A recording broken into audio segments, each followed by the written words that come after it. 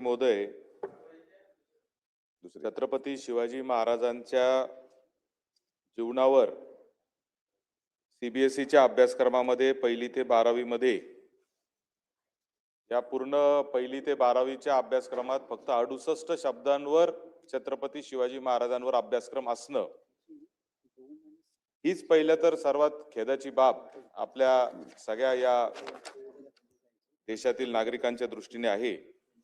आपल्या महाराष्ट्राचा आराध्य दैवत असलेले छत्रपती शिवाजी महाराजांचा इतिहास जर देश पातळीवर जाऊ शकत नसेल आणि त्याच्यामध्ये दुर्दैव असं आहे की याची चर्चा करण्यासाठी आम्हाला सभागृहात वारंवार हे प्रश्न मांडावे लागतात, हे देखील मला असं वाटतं की कुठेतरी या शालेय शिक्षण विभागाचं अपयश आहे असं म्हणलं तर चुकीचं ठरणार नाही।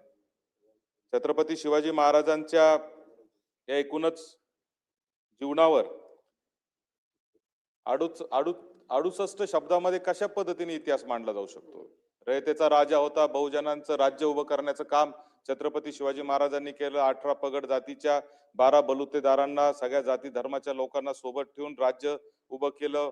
जिजाऊंचं आणि जे शहाजीराजेंचं जे स्वप्न होतं स्वराज्याचं ते त्या ठिकाणी उभं करण्याचं काम छत्रपती शिवाजी महाराजांनी केलं। आणि सगळ्यात विशेष बाब म्हणजे त्या सीबीएसईच्या अभ्यासक्रमामध्ये इतर जे राजे महाराजे आहेत त्यांच्याबद्दल इतकी मोठी माहिती लिहिलेली आहे की ज्या राजा महाराजांचं आज आपण जर पाहिलं तर फक्त ऐश्वर्य आज आपल्याला बघायला भेटतंय। म्हणजे मोठे महाल भेटतायत, राजस्थानमध्ये जा, दक्षिण भारतात मैसूरला जा, कुठेही जा तुम्ही, यांचे मोठे मोठे महाल आपल्याला बघायला भेटतात। छत्रपती शिवाजी महाराजांनी कधी स्वतःचे महाल बांधण्यासाठी स्वराज्याचा वापर केला नाही, त्यांनी कायम रयतेचं राज्य केलं। शेतकऱ्याच्या भाजीच्या देठाला सुद्धा हात लावायचा नाही अशा पद्धतीचे वसुलीचे आदेश छत्रपतींनी दिले होते। हे या देशातील नव्या मुलांना कधी कळणार आहे हा खऱ्या अर्थाने आमचा प्रश्न या निमित्ताने आहे। झाडं तोडू नका किंवा कल्याणच्या सुभेदाराच्या सुनेच्या बाबतीतली जी प्रसंग आपल्या सगळ्यांना माहिती आहे, असे अनेक प्रसंग छत्रपतींच्या काळातले जे आहेत जे मला असं वाटतं की या देशातील काश्मीर पासून कन्याकुमारी मधल्या युवकांना, नवीन मुलांना पोहोचायला पाहिजे होते, दुर्दैवाने ते पोहोचू शकले नाही। म्हणजे एका बाजूला छत्रपती शिवाजी महाराजांनी ऐश्वर्य उभं केलं नाही तर एक आदर्श असं प्रशासकीय मॉडेल खऱ्या अर्थाने छत्रपती शिवाजी महाराजांनी उभं केलं होतं। आज आपण कोणतेही प्रश्न काढले आजच्या जीवनातले तरी छत्रपती शिवाजी महाराजांचं चरित्र वाचल्यानंतर त्याला उत्तर मिळू शकतं मंत्री महोदय, अशा पद्धतीचं त्यांचं चरित्र आणि चारित्र्य खऱ्या अर्थाने होतं। पण काय दुर्दैवाने सरकार जे आहे ते या सगळ्याच्या बाबतीमध्ये उदासीन असल्याचं अतिशय खेदाने या ठिकाणी सांगावं लागतं। मग तो अरबी समुद्रामधला छत्रपतींचं स्मारक असो किंवा छत्रपती शिवाजी महाराजांच्या गड किल्ल्यांच्या संवर्धनासाठी आपण दरवर्षी देतो त्या निधीचं कार्य कशा पद्धतीने खर्च होतो तो असो, किंवा आमच्या संगमनेर शहरामध्ये छत्रपती शिवाजी महाराजांच्या स्मारकाला 1 कोटी रुपये जाहीर केले आणि नगर विकास विभागाकडे जिल्हा नियोजननी मान्यतेसाठी त्याच्या मार्गदर्शनासाठी गेले 1.5 वर्ष ते प्रलंबित शासनाकडे आहे। नगर विकास विभागाने अद्यापर्यंत जिल्हा नियोजन मधून त्याला पैसे देऊ शकतो का नाही हे दिलं नाही आणि त्याला पैसे आजपर्यंत आले नाही। छत्रपती शिवाजी महाराजांचे स्मारक हे गावोगाव उभे राहिले पाहिजे, तालुक्यात उभे राहिले पाहिजे, जिल्ह्यात उभे राहिले पाहिजे, हे आपलं खरं तर स्वप्न आहे। परंतु मला असं वाटतं की या सगळ्याच्या बाबतीत सरकार जे आहे ते कुठेतरी उदासीन असल्याचं दिसतंय। शिवाजी महाराज हे काय फक्त लढवे राजे नव्हते तर एक चारित्र्यवान व्यक्ती होते, शिस्तप्रिय प्रशासक होते।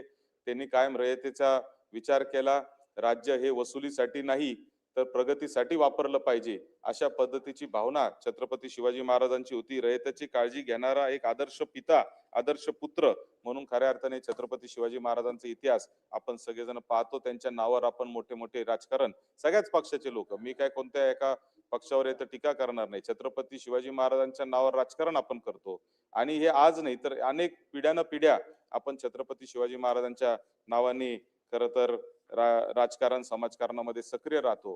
परंतु जेव्हा वेळ येते तेव्हा मात्र शासन याच्यामध्ये कुठेतरी उदासीन आहे असं मला अतिशय खेदाने परत सांगावं लागतं। मागच्या वर्षी आम्ही हा प्रश्न मांडल्यानंतर मंत्री महोदयांनी सांगितलं की आपण दिल्लीला जाऊ, कॅबिनेट मंत्री त्याचा पाठपुरावा करतायत, आम्ही केंद्रीय शिक्षा मंत्र्यांना भेटणार आहे। त्याच्यानंतर मंत्री महोदयांनी याच सभागृहात शब्द दिला की तुम्हालाही दिल्लीला घेऊन जाऊ. आम्ही आपलं वाटच पाहत बसलो का कधी आम्हाला दिल्लीला नेतायत, कधी आम्ही छत्रपतींचा इतिहास जो आहे तो या देशाच्या नव्या पिढीच्या समोर आणण्यासाठी आमचाही हातभार त्याच्यामध्ये लागणार आहे. दुर्दैवाने मंत्र्यांनाही विसर पडला आणि शासनालाही विसर पडला, विभागालाही विसर पडला. शालेय शिक्षण विभागाला मला असं वाटतं की शिक्षण सोडून बाकीच्या सगळ्या कामामध्ये रस आहे, अशा पद्धतीची भावना आज माझ्यासारख्याच्या मनामध्ये निर्माण या ठिकाणी झालेली आहे. म्हणजे जर आपण जर सीबीएसईला एससीआरटीच्या लोकांना आपण सांगतो की तुम्ही जा आणि सीबीएसई कडे जाऊन पाठपुरावा करा. अहो, अधिकारी पातळीवर अशा पद्धतीचे पाठपुरावे होऊ शकत नाही. यासाठी आपल्याला राजकीय वजन त्या ठिकाणी वापरावं लागणार आहे. मात्र दुर्दैवाने त्याच्यामध्ये कुठलाही प्रयत्न शालेय शिक्षण विभागाच्या माध्यमातून वर्षभरामध्ये झालेला नाही, ही वस्तुस्थिती आहे. खर तर मंत्री महोदय, मला आपल्याला या निमित्ताने सांगायचंय की हा फक्त छत्रपती शिवाजी महाराजांपुरताच विषय नाही, तर एकंदरीतच सीबीएसईचा अभ्यासक्रम जर पाहिला, तर आपण जर पाहिलं तर या सीबीएसईच्या अभ्यासक्रमामध्ये महाराष्ट्रला केंद्रबिंदू ठेवून ज्या पद्धतीचा अभ्यासक्रम असायला पाहिजे त्या अभ्यासक्रमामध्ये कुठेही महाराष्ट्राचा इतिहास असेल, महाराष्ट्राचं पर्यटन असेल, महाराष्ट्राचा भूगोल असेल, याच्याबद्दल कुठंतरी मला असं वाटतं अन्याय सीबीएसईने कायम केलेला आहे. एका बाजूला तुम्ही असं राज्याचे शिक्षण मंत्र्यांनी जाहीर केलं की आम्ही राज्याच्या सगळ्या शाळांमध्ये सीबीएसई अभ्यासक्रम लागू करणार आहे, आणि दुसऱ्या बाजूला तुम्ही पाहता की सीबीएसईच्या अभ्यासक्रमामध्ये महाराष्ट्राचा काहीच उल्लेख जर नसेल, तर अशा पद्धतीचा कारभार मला असं वाटतं की अत्यंत चुकीचा आहे. खरं तर आजच्या काळामध्ये देखील छत्रपती शिवाजी महाराजांचा सारखा जो प्रशासकीय अनुभव आहे त्याचा वापर व्हायला पाहिजे. इथं आता राज्याच्या एमएसआरडीसीच्या मंत्री पण बसलेले आहेत. खरं तर माझा प्रश्न आहेच थोड्या वेळाने की ज्याच्यामध्ये आपण रस्त्याच्या क्वालिटीच्या बाबतीत पण चर्चा करणार, वेळेच्या बाबतीत. अहो, 300 400 वर्षांपूर्वी छत्रपती शिवाजी महाराजांनी उभे केलेले गड किल्ले आज उभे आहेत, आणि 20-25 वर्षापूर्वी उभा केलेला आमदार निवास मनोरा 1998-2000 साली चालू केला आणि 2020 ला तुम्हाला तो पाडावा लागला. हे तर आजच्या काळामधलं मला असं वाटतं की उदाहरण आहे. आणि म्हणून हे जे सगळे प्रशासकीय काम आहेत याच्यामध्ये देखील छत्रपती शिवाजी महाराजांचा मला असं वाटतं की वापर होणं हे गरजेचं होतं. त्यांच्या अनुभवाचा, त्यांनी जे शिकवण आपल्याला दिली त्याचा अनुभव, त्याचा वापर होणं गरजेचं होतं. माझा मंत्री महोदय आपल्याला या निमित्ताने प्रश्न आहे की हे जे आपण आज चित्र उभं केले, खरं तर ही चर्चा या सभागृहात परत कधीच होणार नाही, इतका आम्हाला तुमच्यावर विश्वास होता. की छत्रपती शिवाजी महाराजांचा 68 शब्दांमध्ये जर इतिहास सीबीएसई मध्ये येत असेल, तर त्याच्यावर पेटून उठायला पाहिजे होतं या राज्य सरकारने आणि शिक्षण विभागाने. मात्र दुर्दैवाने तसं काहीच झालं नाही. मागच्या वर्षीच्या प्रश्नावर आम्हाला परत या सभागृहात चर्चा करावी लागते, ही अत्यंत दुर्दैवी गोष्ट आहे.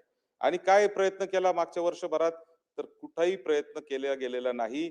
काय पत्र व्यवहार केले असतील, ईमेल केले असतील, त्याच्या पलीकडे कुठलाही पत्र व्यवहार किंवा कुठल्याही पद्धतीचं कम्युनिकेशन हे सीबीएसई किंवा केंद्रीय शिक्षण मंत्र्याशी झालं नाही. ही अत्यंत दुर्दैवाची गोष्ट आहे. खरं तर मला असं वाटत होतं की राज्य शासनाने तयार करून सिलेबस हा सीबीएसईला द्यायला पाहिजे होता. तर तुम्ही जर 68 शब्दांमध्ये छत्रपती शिवाजी महाराज सांगतायत, तर आम्ही तुम्हाला छत्रपती शिवाजी महाराज काय आहे ते लिहून देतो आणि तुम्ही ते तुमच्या सीबीएसईच्या अभ्यासक्रमामध्ये समावेश करा. अशा पद्धतीने खरं तर प्रयत्न करायला पाहिजे होता. असा काही प्रयत्न आता तरी राज्य सरकार, शालेय शिक्षण विभाग करणार आहे का, हा माझा पहिला प्रश्न आहे. खरं तर पुढील वर्षाचं आता हा डिसेंबरचा महिना आलेला आहे आणि आता शैक्षणिक वर्ष जून मध्ये चालू होतं. एप्रिल मध्ये साधारणतः हे जुनं शैक्षणिक वर्ष, चालू शैक्षणिक वर्ष संपेल त्याच्या आधी पाठ्यपुस्तकं आणि त्याची निर्मिती होत असते. म्हणजे आजच्या तरी उदासीन धोरणावरून शालेय शिक्षण विभागाच्या असं गृहीत धरायला हरकत नाही की पुढच्याही शैक्षणिक वर्षात छत्रपती शिवाजी महाराज या देशातील नव्या मुलांना कळणार नाहीयेत, असंच काहीतरी मला चित्र दिसतंय. यासाठी काहीतरी विशेष प्रयत्न करून पुढच्या शैक्षणिक वर्षात तरी छत्रपती शिवाजी महाराजांचा इतिहास या देशातील नवीन जे विद्यार्थी आहेत, नवी जी भावी पिढी आहे त्यांना कळणार का, अशा पद्धतीचा माझा दुसरा प्रश्न आहे. आणि छत्रपती शिवाजी महाराजांचा इतिहास हा आणि छत्रपती संभाजी महाराजांचा इतिहास, आपण पाहिलं की मागच्या काळामध्ये स्वर्गीय विलासराव देशमुख साहेबांनी 2006-07 साली जेएनयू म्हणजे जवाहरलाल नेहरू विद्यापीठामध्ये मराठी अध्यासन केंद्र करण्यासाठी 1 कोटी रुपयाचा निधी दिला होता. 2015-16 पर्यंत त्याच्यामध्ये कुठल्याही पद्धतीची कार्यवाही झाली नाही. आत्ताच्या आपल्या विद्यमान सरकारने आदरणीय एकनाथ शिंदे साहेब मुख्यमंत्री असताना, नंतर आता आदरणीय देवेंद्रजी मुख्यमंत्री असताना आपण JNU मध्ये म्हणजे जे आंतरराष्ट्रीय विद्यापीठ आहे जवाहरलाल नेहरू विद्यापीठ, तिथं मराठी भाषेचं अध्यासन केंद्र देखील चालू केलं आणि त्याचबरोबर मराठा इतिहासाचं एक इतिहास संशोधन केंद्र देखील त्या ठिकाणी छत्रपती शिवाजी महाराजांच्या नावाने आपण चालू केलेलं आहे. हे परंतु JNU मध्ये कोण मुलं येतात? JNU मध्ये वेगवेगळ्या विदेशातून मुलं येतात, परंतु ते सगळे जे आहे ते ग्रॅज्युएट पोस्ट ग्रॅज्युएट मुलं येतात. शालेय शिक्षण लहानपणापासून पहिलीपासून या देशातल्या नव्या विद्यार्थ्यांना, नव्या पिढीला, भावी पिढ्याला छत्रपती शिवाजी महाराजांचा इतिहास समजण्यासाठी आणि त्यांचा आणि महाराष्ट्राचा एक ऋणानुबंध तयार करण्यासाठी शालेय शिक्षण विभाग काही प्रयत्न करणार आहे का? हा माझा तुम्हाला शेवटचा प्रश्न आहे. सगळे एकत्र बोलून मग बोलतो आपण.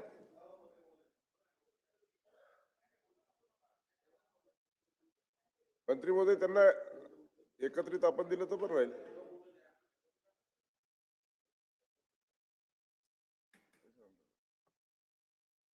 सभापती महोदय, सन्मान्य सदस्य सत्यजित तांबे जे माझे अतिशय घनिष्ठ मित्र आहे, त्यांचं एक तर अभिनंदन करतो की आपण सर्वजण जाणतो की जगविख्यात राजे छत्रपती शिवाजी महाराज यांची जन्मभूमी ही महाराष्ट्र आहे, याचा आपला सर्वांना अभिमान आहे. सन्मान्य तांबे साहेबांनी एक गोष्ट या ठिकाणी आवर्जून सांगितली, छत्रपती शिवाजी महाराजांनी जे प्रशासकीय मॉडेल उभं केलं होतं ते एक आदर्श मॉडेल म्हणून सर्व ठिकाणी ओळखलं जाते. आणि आपल्या सर्वांना माहिती आहे की देशाचे पंतप्रधान सन्मान्य नरेंद्र मोदी यांनी देखील 2014 पासून या देशामध्ये एक नवीन प्रशासकीय मॉडेल उभं केलं आणि आज या देशातल्या करोडो सर्वसामान्य लोकांना त्याचा फायदा होतोय. आज आपण बघितलं की त्या ठिकाणी प्रशासनामध्ये अनेक योजना छत्रपती शिवाजी महाराजांच्या नावाने केंद्र सरकारमध्ये तर करण्यात आल्याच, परंतु राज्य सरकारमध्ये देखील करण्यात आल्या. ह्या समाजातला सर्वात महत्वाचा घटक आपल्या सर्वांचा अन्नदाता शेतकरी, याच्याकरिता छत्रपती शिवाजी महाराजांच्या नावाने शेतकरी सन्मान योजना त्या ठिकाणी तयार करण्यात आली. नंतर छत्रपती शिवाजी महाराज कृषी योजना आपल्या राज्यामध्ये त्या ठिकाणी तयार करण्यात आली. या महाराष्ट्राच्या महसूल मंत्र्यांचं देखील अभिनंदन केलं पाहिजे की राज्यातल्या सर्वसामान्य गोरगरीब जनतेला सर्व शासकीय योजनांचा लाभ मिळाला पाहिजे, एका छत्राखाली लाभ मिळाला पाहिजे. त्याच्याकरिता छत्रपती शिवाजी महाराज महाराजस्व समाधान शिबिर देखील संपूर्ण जिल्ह्यामध्ये हा महाराष्ट्रात घेण्यात आले. आणि 2014 नंतर जेवढे छत्रपतींचे स्मारक जेवढ्या भव्य प्रमाणात ह्या महाराष्ट्रामध्ये उभे करण्यात आले, तेवढे मला असं वाटतं इतिहासात कधीही करण्यात आलेले नव्हते. एवढं सर्व असताना जो महत्वाचा मुद्दा या ठिकाणी सन्मान्य तांबे साहेबांनी उभा केला की बाबा मागच्या अधिवेशनात तुम्ही मुद्दा मांडला होता, परंतु फक्त करस्पॉन्डन्स तुम्ही केलं, त्या ठिकाणी बाकी काहीच केलं नाही. आज तांबे साहेब, मला आपल्याला सांगताना आनंद होता की आपण जर का थोडी माहिती घेतली असती तर आपण या ठिकाणी सांगतो की आजपर्यंत CBSEच्या सिलेबसमध्ये छत्रपती शिवाजी महाराजांचा सिलेबस नव्हता. CBSE सिलेबस केंद्र सरकारच्या माध्यमातून की आता या 2-4-5 वर्षात चालविण्यात येत नाही, मागच्या अनेक वर्षापासून हे सिलेबस त्या ठिकाणी चालविण्यात येते. परंतु सध्या असलेलं सरकार हे छत्रपतींच्या इतिहासाबद्दल, कर्तृत्वाबद्दल संवेदनशील असल्यामुळं त्यांनी देखील राज्य सरकारनं सतत पाठपुरावा त्या ठिकाणी केंद्र सरकारकडे केला. आणि आज आपल्याला सांगताना आनंद होतो की इयत्ता 8वी मध्ये द राईज ऑफ मराठा हा 22 पानाचा चॅप्टर आपण त्या ठिकाणी इंट्रोड्यूस करण्यामध्ये यशस्वी ठरलो, ज्याच्यामध्ये त्या ठिकाणी नवीन पाठ्यपुस्तकात स्वतंत्र प्रकरण दिलं द राईज ऑफ मराठा. त्याच्यामध्ये पान क्रमांक 61 ते 82 वर छत्रपती शिवाजी महाराजांचा सविस्तर इतिहास देण्याचा प्रयत्न केला. आधीच्या याच्यामध्ये मोगलांचा, पेशव्यांचा, स्वातंत्र्य लढ्यातील सेनानी, ईस्ट इंडिया कंपनीचा उदय हा इतिहास कमी करून छत्रपती शिवाजी महाराजांच्या इतिहासाची व्याप्ती वाढविण्याचा प्रयत्न त्या ठिकाणी केला, जो जवळजवळ 2200 ते 2500 शब्दामध्ये आहे. मराठा समाजाचा पाया, शिवाजी महाराजांचा उदय, जन्म, बालपणीचे शिक्षण, स्वराज्य स्थापनेची सुरुवात, गनिमी कावा, किल्ले जिंकणे, विविध शत्रूंचा बंदोबस्त, विविध स्वाऱ्या, लढाया, राज्याभिषेक, तसेच छत्रपती शिवाजी महाराजांनंतरचा मराठ्यांचा इतिहासाचं लेखन देखील ह्या चॅप्टर मध्ये त्याच्यामध्ये देण्यात आलेलं आहे. परंतु केवळ 2200 ते किंवा 2500 शब्दामध्ये आपण त्या ठिकाणी छत्रपतींचा इतिहासात आपण त्यामध्ये मांडू शकत नाही. अजून याचा कसा वाढवता येईल याचा प्रयत्न देखील त्या ठिकाणी सरकारच्या वतीने चालू आहे. आणि लवकरच, मागे मी आपणास सांगितलं होतं की आपल्याला स्वतःला घेऊन त्या ठिकाणी आपण दिल्लीला जाऊ, परंतु मी जवळजवळ 2 ते 3दा आपली वेळ मागितली आपलं शेड्यूल एवढं व्यस्त असते की आपण त्या ठिकाणी वेळ देऊ शकले नाही, परंतु माझा प्रयत्न अविरतपणे त्या ठिकाणी सुरू राहील. आणि मी तुम्ही तुम्ही कितीही व्यस्त असले, तुम्ही किती व्यस्त असले तरी मी तुम्हाला स्वतः घेऊन जाणार, हे पुन्हा एकदा सभागृहात सांगतो. नाही, तुम्ही मला पत्र दिलेलं नाहीये, तुम्ही फक्त पत्र म्हटलं, परंतु मी तुम्हाला प्रत्यक्षात म्हटलं की माझ्यासोबत दिल्लीला चला, परंतु आपल्या व्यस्ततेमुळे आपण येऊ शकले नाही. आपण कितीही व्यस्त असले तरी येणाऱ्या काळात मी तुम्हाला निश्चित घेऊन जाणार. आणि या छत्रपतींबद्दल आज या महाराष्ट्रामध्ये फक्त पुस्तकामध्ये लेखन करून तेवढी बाब समाविष्ट होणार नाही. आज राज्यातल्या देशातल्या प्रत्येक माणसाच्या हृदयामध्ये छत्रपती शिवाजी महाराज हे त्या ठिकाणी कोरले गेलेले आहे. दुसरं, आपण बोलता बोलता या ठिकाणी सांगून गेले की संगमनेरमध्ये एक छत्रपती शिवाजी महाराजांचं स्मारक त्या ठिकाणी उभं करायचं आहे. आणि त्याचा प्रस्ताव जिल्हा नियोजन समितीने नगर विकास विभागाकडे पाठविला आहे. आता मी देखील 2 जिल्ह्याचा पालकमंत्री आहे. जिल्हा नियोजन समितीमध्येच प्रावधान त्या ठिकाणी आहे, राज्य शासनाकडे पाठवायची काय आवश्यकता नाही. जिल्हा नियोजन समिती स्वतः तरतूद करून त्या ठिकाणी मान्यता देऊ शकते आणि महाराजांचं स्मारक त्या ठिकाणी तयार होऊ शकते. दुसरं, आपण सांगितलं की मनोरा आमदार निवास, की छत्रपतींनी उभे केलेले गड किल्ले हे 300 ते 400 वर्षापासून त्या ठिकाणी उभे आहे. आणि मनोरा आमदार निवास 20 वर्षामध्ये पाडण्याची वेळ त्या ठिकाणी आली. आपण अगदी व्यवस्थित मुद्दा मांडला, कारण इतिहासामध्ये तुम्ही आणि मी एकाच घरात राहायचो, त्या घरात कशा पद्धतीनं काम चालायचं आणि कदाचित त्याच घरात कारभार सुरू असताना त्यावेळेस ते मनोरा आमदार निवास बांधण्यात आलं, जे अतिशय निकृष्ट दर्जाचं होतं. त्याच्यामुळे 20 वर्षामध्ये पाडण्याची वेळ त्या ठिकाणी आली. ही बाब देखील आपण त्या ठिकाणी समजून घेतली पाहिजे. जर का ते घर चांगलं असलं असतं, त्या घरात चांगल्या पद्धतीचा कारभार झाला असता, तर मी देखील त्या घरातून बाहेर पडलो नसतो. आणि आज आपल्या मनात देखील जी सुप्त इच्छा आहे की आपण देखील ह्या घरात येण्याची आपली इच्छा आहे, ती इच्छा त्या ठिकाणी निर्माण झाली नसती. म्हणून ही सर्व परिस्थिती का बरं निर्माण झाली याचा यथोचित विचार करावा. आपण फक्त हा सिलेबस 60 ते 65 शब्दामध्ये मर्यादित न ठेवता जवळजवळ 2200 पानं आपण त्या ठिकाणी द राईज ऑफ मराठा हा नवीन चॅप्टर त्या ठिकाणी 8वी मध्ये ऍड केलेला आहे. ही माहिती आपण देऊ इच्छितो. सत्यजित, मला मंत्री महोदयांना एक 2-3 गोष्टीची आठवण आणि जाणीव करून द्यायची आहे. पहिली गोष्ट तर, तुम्ही मला दिल्लीला जायला काही बोलले नाही, काही नाही. तुम्हाला पत्र लिहिलं तरी तुम्ही माझं सोडून द्या हो, तुम्ही तरी जायला पाहिजे होतं. नाही, आम्ही तयार आहे, आमचं सोडून द्या. आम्ही येणं गरजेचं आहे का नाही तो नंतरचा मुद्दा आहे. मंत्री महोदयांनी सोडा, तुमच्या शालेय शिक्षण विभागाचा साधा क्लर्क सुद्धा तुम्ही दिल्लीला पाठवला नाही. आणि ज्या 2200 शब्दांची तुम्ही या ठिकाणी उल्लेख करताय राईज ऑफ मराठा, याच्यामध्ये या पूर्ण 2200 शब्दांमध्ये छत्रपती शिवाजी महाराजांवर किती शब्द आहे याचा देखील अभ्यास केला पाहिजे. कोणीतरी अधिकारी तुम्हाला काहीतरी उत्तर लिहून देतात आणि त्याच्यावर तुम्ही इथं उत्तर सभागृहात देतात, हे अत्यंत चुकीचं आहे. राईज ऑफ मराठा हा एकमेव चॅप्टर हा पूर्ण इतिहासाच्या पहिलीपासून 12वी पर्यंत आहे. आणि त्याच्यामध्ये फक्त काही छत्रपती शिवाजी महाराजांवरची माहिती नाहीये, ती मराठा साम्राज्य, मराठा समाज, मराठा त्या अगदी पेशव्यांपर्यंत, पानिपतच्या युद्धापर्यंतच्या सगळ्या माहिती त्याच्यामध्ये दिलेल्या आहे. त्याच्यामुळं ठीक आहे, आता त्याच्याबद्दल मला इथं तुमच्या बरोबर आर्ग्युमेंट करायचं नाही. माझी एवढीच विनंती आहे का हे पुरेसं नाही, यासाठी तुम्हाला प्रयत्न करावा लागेल. नंबर 1. नंबर 2, ज्या छत्रपती शिवाजी महाराजांच्या स्मारकाची आपण या ठिकाणी उल्लेख केला की जिल्हा नियोजन मध्ये त्याची तरतूद आहे, तर माझी आपल्याला विनंती आहे की आपण आमच्या पालकमंत्री महोदयांना देखील याबाबत अवगत करावं की बाबा अशी जिल्हा नियोजन मधून पैसे देता येतात. गेले 18 महिने आम्ही नगर विकास विभागाच्या मार्गदर्शनासाठी थांबलेलो आहे. आणि मला आपल्याला सांगायचंय हे सरकार कोणाचं आहे किंवा काय ह्याच्याबद्दल मी खरं जात नाही. मनोराचे उदाहरणं मी दिले, मी मनोरा सारखे तुम्हाला 500 उदाहरणं या राज्यातले आजचेही देऊ शकतो, मागच्या 25 वर्षातले देऊ शकतो की कशा पद्धतीने रस्त्याचे कामं झालेले आहेत, कशा पद्धतीने बिल्डिंगचे कामं झालेले आहेत. हे काय राजकीय टीका टिप्पणी करण्याचा माझा अजिबात उद्देश त्याच्यामध्ये नव्हता. आणि जर माहिती घ्यायची असेल तर मनोराचं टेंडर कधी झालं, त्याचं भूमिपूजन कोणी केलं, एकदा मनोरा पडलंय, परंतु आजही त्याचे फोटो माझ्याकडे आहेत, तर मी तुम्हाला ते पण खासगीमध्ये सांगू शकतो. त्याच्यात मला जायचं नाही, कारण टीका टिप्पणी आपल्याला कोणाच्या करायच्या नाही. राहिला प्रश्न अजून एक महत्वाचा मुद्द्याकडे मला लक्ष वेधायचंय. तुम्ही अरबी समुद्राच्या बाबतीत सोयीस्करपणे बोलले नाही. काय झालं अरबी समुद्रातल्या छत्रपती शिवाजी महाराजांच्या स्मारकाचं, त्याबाबत आपण बोलले नाही. आज तुम्हाला अजून एक उदाहरण सांगतो. नाशिक पुण्याच्या हायस्पीड रेल्वेचा एक सातत्याने आम्ही मागणी करतोय. ती मागणी होती, ती जाणार होती जन्मभूमी जुन्नर वरून छत्रपती शिवाजी महाराजांचा जन्म झाला त्या शिवनेरीच्या जवळून ती रेल्वे जाणार होती. ती रेल्वे बदलून आता तुम्ही 200 किलोमीटर लांबून घेऊन चाललेले आहेत. म्हणजे पर्यटनाच्या दृष्टीने देखील शिवनेरीला जगाच्या नकाशावर आणण्याची एक संधी या नाशिक पुणे हायस्पीड रेल्वेच्या माध्यमातून होती, ती झालेली नाही. मला आपल्याला याबद्दल आता विषयांतर करायचं नाही. माझी आपल्याला एवढीच विनंती आहे मंत्री महोदय, सभापतींच्या माध्यमातून, की आपण या मराठा इतिहासासाठी, छत्रपती शिवाजी महाराजांच्या इतिहासासाठी आपण तातडीने एक शिष्टमंडळ तयार करावं आणि जानेवारीच्या महिन्यामध्ये आपण त्यांना केंद्रीय शिक्षण मंत्र्यांना भेटावं. की आपण तू मैमे करून काही उपयोग होणार नाही. शेवटी भावी पिढ्यांचा प्रश्न आहे.